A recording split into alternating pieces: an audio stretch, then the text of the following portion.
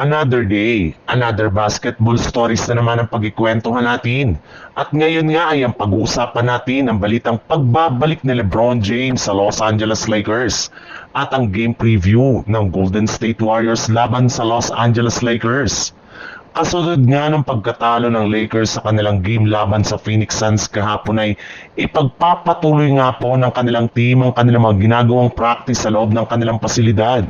Sisikapin nga nila na mas gaganda na ang kanilang ipapakitang performance sa kanilang next game bukas ng umaga laban sa Golden State Warriors sa darating.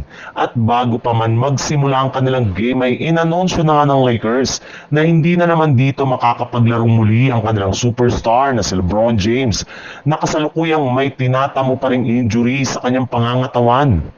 Ayon nga sa naging pahayag ni Coach JJ Redick, bagamat man nga daw gusto niya ng paglaruin si LeBron James ngayon, ay mas magiging matalino pa rin nga sila at kakailanganin nga nila na bumalik ito sa kanilang team ng mas healthy. Pinaalalahanan rin naman nga ni Coach JJ Redick ang publiko na sigurado nga daw na maglalaro si LeBron James sa isa sa kanilang mga preseason games sa mga susunod na araw.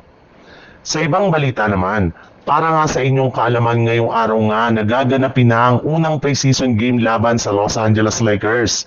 Ito na rin naman nga ang unang best na pagkakataon na maglalaro ang bagong lineup ngayon ng Golden State Warriors na kinabibilangan ni Stephen Curry, Brandon Podziemski, Jimmy Butler, Draymond Green, Al Horford, Gary Payton II, DeAnthony Milton, Buddy Hield, Moses Moody, Quintin Post, Tracy Jackson Davis, Guy Santos, Will Richard at si Seth Curry. Pero bagamat man nga kumpleto na ang 15-man lineup ng Warriors ay hindi rin naman nga makakapaglaro ang mga ito sa kanilang game ngayong araw laban sa Los Angeles Lakers. Sa katunayan, base nga sa kalalabas pa lang na balita, hindi makakapaglaro ang kanilang mga players na sina DeAnthony Milton na nagre-recover pa lang sa kanilang natamong ACL injury. Bukod rin nga sa kanya, ay hindi rin naman nga makakapaglaro si Jimmy Butler na may tinatamo rin na injury sa kanyang binte na siyang rason.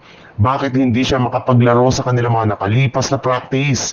Pero sa kabilangan niya ay nananatili pa rin ng yamado ang Golden State Warriors sa kanilang game laban sa Lakers.